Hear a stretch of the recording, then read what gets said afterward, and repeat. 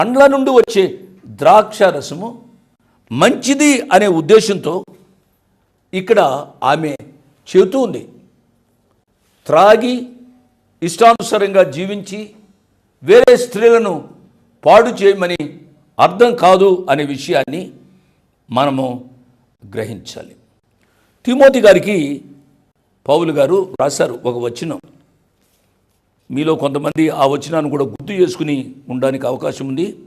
పౌలు గారు తిమోతికి వ్రాసిన మొదటి పత్రిక 5వ అధ్యాయము 23వ వచనం.